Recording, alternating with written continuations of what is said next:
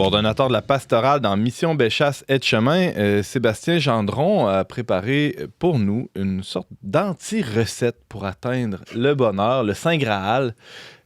Salut Sébastien. Salut. J'aime ça être polémique. Là. Je dis qu'il faut renoncer au bonheur. Là. Je sais que c'est fâchant à entendre. Non, mais c'est juste du marketing. Ça. Dans le fond, c'est pour vendre ta chronique. Exactement. Là, les gens sont scotchés. Ils veulent entendre c'est quoi ton anti-recette. Sachant que je ne sais même pas quel titre James va mettre sur ma chronique finalement au final. Là. Ça ne contrôle pas. Ça. Mais c'est pour dire que dans le fond... T'es dans l'abandon. Hein? Ouais, c'est ça. J'abandonne ça, je le donne. Puis ça devienne ce que ça advienne que pourra. Ah, c'est beau. Mais c'est parce que ces dernières années, j'ai vécu des épreuves, des difficultés qui venaient comme choquer l'image que j'avais du bonheur. Le bonheur, là, pour un bon occidental, là, on peut dire ça se résume à une image, là, c'est un sofa. C'est quelque chose dans lequel tu t'assois, t'es bien, t'as pas de problème, tu te fais pas déranger, tu fais ce que tu veux.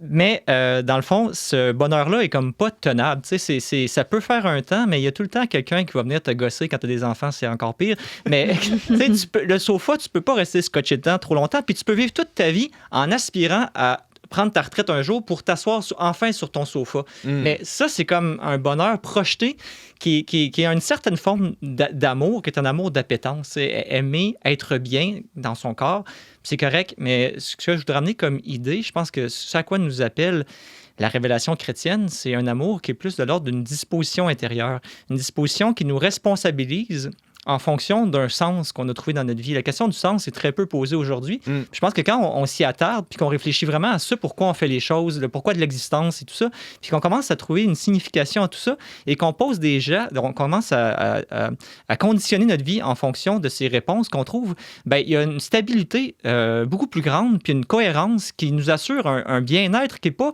un bonheur de sofa, mais qui est un bonheur de signifiance, de vérité.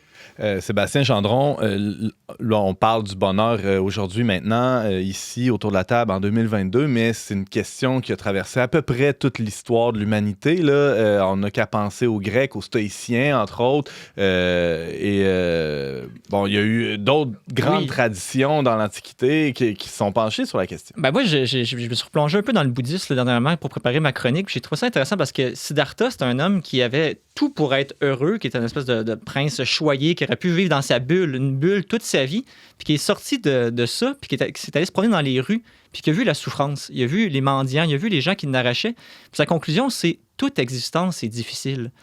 On aura beau avoir la bulle la plus confortable possible, la meilleure sécurité, le meilleur compte en banque, le meilleur système de sécurité. On a même maintenant des villages qui sont sécurisés là, avec des gardiens. Puis aux États-Unis, on a ça. Là, on peut prendre tout ce qu'on peut pour se sécuriser. Maintenant, tôt ou tard, il y a quelque chose qui va venir titiller ce bonheur qu'on se construit à l'extérieur de soi.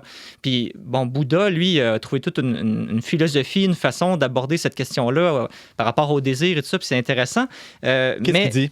Grosso modo, ce qu'il dit, c'est que pour lui, les désirs est un piège parce que ça nous crée des attentes peuvent nous créer des déceptions, puis on est constamment à la remorque d'une aspiration qui s'accomplit jamais plus ou moins. Le monde est comme illusoire, finalement. Le bonheur qu'on recherche est comme inatteignable, est comme évanescent. Lui, il parlait beaucoup de l'impermanence des choses dans la contemplation qu'il y avait du cosmos. Rien n'est constant, rien n'est stable. Alors on souffre. On souffre parce qu'on est constamment pris dans ce cycle des renaissances qui était propre à l'hindouisme aussi. Puis pour un bouddhiste, les renaissances, c'est pas positif. Là. C'est pas « j'ai plein de vies qui m'attendent ». C'est l'inverse, c'est que je vais être toujours pris dans cette prison qui m'empêche d'atteindre à l'illumination, là, à la vraie libération de soi. Là. Fait que c'est pas un hasard, Sébastien, peut-être tu seras d'accord avec moi, que les spiritualités orientales aient la cote en Occident, justement, comme une réponse à cette surstimulation des désirs, hein, entre autres par la publicité. On en parlait cette semaine avec Romain.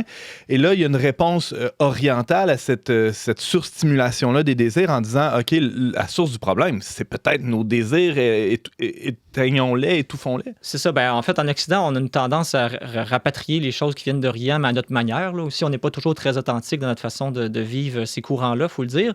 Mais sinon, ce qui est intéressant, c'est qu'à la même époque où Bouddha a développé sa philosophie, les Juifs, eux, de leur côté, dans leur relation à Dieu, dans leur expérience croyante, en venaient à peu près à la même idée que nos désirs peuvent être des pièges, mais eux, la distinction, c'est qu'il y avait la notion de péché, c'est-à-dire qu'il avait la conscience que dans l'être humain, il y avait une fissure, il y avait comme une brisure entre une relation entre ce qui est divin et ce qui est humain. Et que cette fissure-là nous suit au quotidien toujours et nous crée, comme parlait Romain cette semaine dans sa chronique, justement, un peu une espèce de malaise, un inconfort qu'on cherche à patcher de plein de manières. Et c'est pour ça que la recherche du bonheur traditionnel, comme on l'entend autour de nous dans la publicité, tout ça, ça peut être un anesthésiant.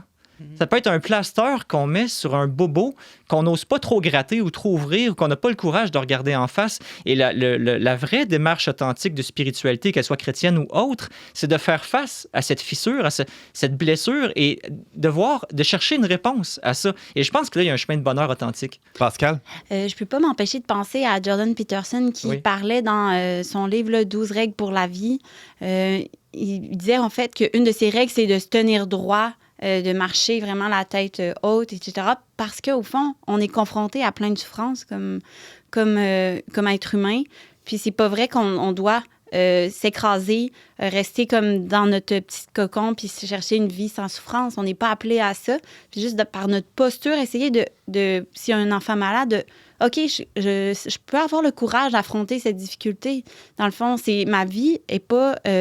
la vie heureuse, c'est pas une vie sans souffrance. Mm-hmm. C'est pas à ça à quoi on est appelé. En tout cas, c'est ce que je comprenais un peu de son point. C'est que dans le fond, quand on lit des philosophes ou des théologiens comme ça, on comprend que la vocation de l'être humain, c'est de dépasser notre condition de mammifère. T'sais? Parce que souvent, on se contente d'un amour social, familial, des plaisirs, mais tout ça, c'est très animal. Il n'y a rien de spécifiquement humain là-dedans. Ce qui est spécifiquement humain, c'est de dédier notre vie à quelque chose qui dépasse notre intérêt personnel, qui transcende notre propre existence. Et quand on s'inscrit, comme dit Jordan Peterson, dans une existence qui porte cette hauteur de vue sur la réalité, on développe une stabilité, on développe des assises dans nos vies qui fait qu'on est capable de faire face aux épreuves, aux difficultés, parce qu'on a le regard qui porte plus loin que les épreuves. James? Tu parlais justement des Juifs qui avaient, par rapport au bouddhisme, qui avaient le sens du péché. Justement, j'ai toujours trouvé ça intéressant qu'en hébreu, tu sais, le mot péché, c'était vraiment manquer sa cible. Donc, c'est pas que le désir est pas bon, mais c'est que le désir est mal orienté. C'est ça, c'est que la coupure avec Dieu, et puis l'aveuglement que ça a suscité parce que notre nature humaine est comme un peu amoindrie,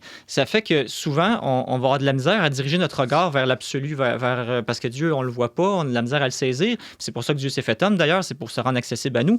Mais c'est que si on arrive à recentrer nos énergies, notre volonté, notre intelligence, tous nos sentiments vers cet absolu-là, il y a un équilibre qui se crée en nous, comme un equalizer. Là. Je peux dire que Dieu vient calibrer ce que l'on est, et puis il nous donne des fruits qui sont des fruits spirituels, des fruits de joie, de paix, d'amour, de bienfaisance, de maîtrise de soi, tout ça. Donc, ce bonheur-là devient intériorisé, mais pas seulement par une maîtrise de moi-même, par une ascèse qui serait l'ordre de ma discipline, ma volonté qui me muselle. Il y a un danger de tomber dans une sorte de volontarisme. Hein? Je vais faire des efforts pour avoir une vie conforme à tel enseignement, telle sagesse, qu'elle soit chrétienne ou pas. Il y a un piège là aussi de performer son christianisme. C'est que dans le christianisme, il y a tout l'effort personnel qui doit être fait pour que tout notre cœur soit complètement à Dieu et qu'on laisse tomber les idolâtries. Comme tu dis, dans le péché, c'est d'idolâtrer des réalités temporelles, partielles, mais d'en faire des sources de bonheur absolu. Donc, de te dire, comme dit Bouddha, d'être déçu constamment par ces sources de... Tu sais, que si ma femme, mes enfants, mon travail, ma carrière, mes richesses sont ma source de bonheur, nécessairement, à un moment donné, il va y avoir une insuffisance ou un manque qui va m'insatisfaire. Mais si dans le christianisme, comme je disais, c'est qu'à un moment donné, ces efforts sont toujours conditionnés par une relation à un autre que moi-même, à un tout autre. Et c'est là qu'il y a le remède au péché. Le péché, c'est se choisir soi-même, c'est être centré sur soi. Le tout autre, c'est celui qui, justement, me déroute complètement, me ramène à autre chose que ce que je suis. Et l'autre, en tant que personne, que prochain aussi, a ce rôle-là dans ma vie, de venir me déranger. Mais l'idée, c'est qu'à un moment donné, l'idée, c'est pas seulement de se maîtriser, c'est d'être habité, d'être pris en charge par l'Esprit Saint, ou en tout cas par la vie qui est en nous, la vie divine qui vient éclairer de l'intérieur notre vie humaine.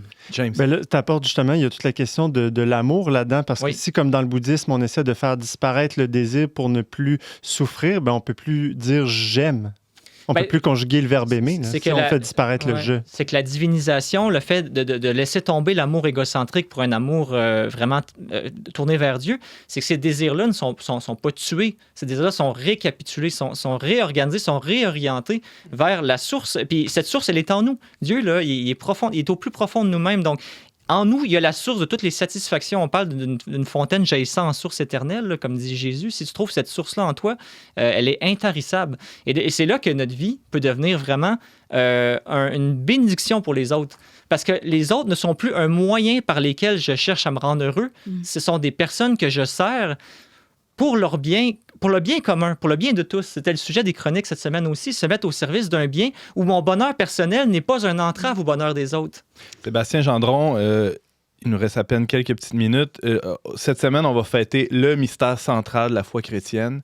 Qu'est-ce que ça a à nous enseigner? En quoi ça peut éclairer notre quête du bonheur, le mystère de la mort et de la résurrection du Christ? Quand on regarde le Christ qui est devant la croix, qui choisit de mourir pour l'humanité, il est porté par une espérance extraordinaire où, malgré toute l'atrocité qu'il va vivre le jeudi, vendredi saint, il voit plus loin que ça. Il est conscient de sa destinée. Puis je pense que c'est une invitation à être tourné vraiment vers le fait que notre âme, ça les Grecs l'ont démontré en dehors de la révélation chrétienne, hein, on a une âme immortelle. Qu'est-ce que ça change que notre âme ne soit pas corruptible, que notre âme va perdurer après notre mort? Ça change tout. Ça change tout. Ça relativise tellement le temps, ça relativise tellement les petits bonheurs qu'on veut s'offrir. Ça nous donne l'occasion de choisir une vocation, une mission qui est grande, finalement, parce que le temps qui nous est imparti, comme dirait Gandalf à Frodon, là, dans la grotte de Moria, là, que fais-tu du temps qui t'est imparti? Arrête de voir juste les épreuves, le malheur, les difficultés, mais toi, qu'est-ce que tu fais de ce temps-là? Puis Jésus a choisi de donner sa vie pour la multitude, pour que tous ceux qui accepteraient son amour puissent jouir de sa vie divine qu'il portait en lui. Alors, c'est une invitation à avoir une vie, une grandeur d'âme, en fait, de lâcher là, les petites satisfactions mondaines, puis de se dire, ma vie, j'en ai juste une, qu'est-ce que j'en fais? La magnanimité, hein, c'est ça? Oui, la magnanimité ou la magnificence, c'est des grandes vertus, mais même pour les petites gens, il y a une possibilité d'avoir une âme grande dans la petitesse. Pas seulement des grands destins, mais d'avoir cette générosité de l'âme qui fait que je ne vis pas pour moi-même, mais je cherche le bonheur des autres, et à travers ça, c'est le bonheur qui m'attend. Comme Sainte Thérèse qui ramassait des choses par terre en offrant ça avec tout son amour. Là. Puis il y a un théologien qui a une belle phrase qui dit « Notre bonheur, le bonheur que procure l'amour doit être plus grand que l'amour du bonheur. » Ah, c'est parfait. Ça. Le bonheur que procure l'amour doit être plus grand que l'amour du bonheur. Donc, faire le pari que aimer en vérité, ne pas aimer de façon intéressée, mais aimer en vérité, il y a plus de satisfaction là-dedans que de patenter mon existence de tous les moyens possibles imaginables pour que ça tourne à mon intérêt. Sébastien Gendron, je rappelle que tu es coordonnateur de la pastorale dans Mission Bellechasse et aussi fondateur, on peut dire ça comme ça, de Salut Média. De Salut Média. Puis moi, j'aimerais ça créer un petit réseau de gens qui ont envie d'emprunter ce chemin-là, le chemin étroit, là, parce que je pense qu'on est plusieurs à porter ce désir-là, puis il manque de lieu pour ça, je trouve. Fait que des gens qui veulent être heureux, bref. Qui veulent être heureux, mais d'une manière... Pas sur leur sofa, là. C'est ça. Merci beaucoup d'avoir été avec nous. Plaisir. On peut t'entendre régulièrement ici. Merci. On n'est pas du monde. À bientôt.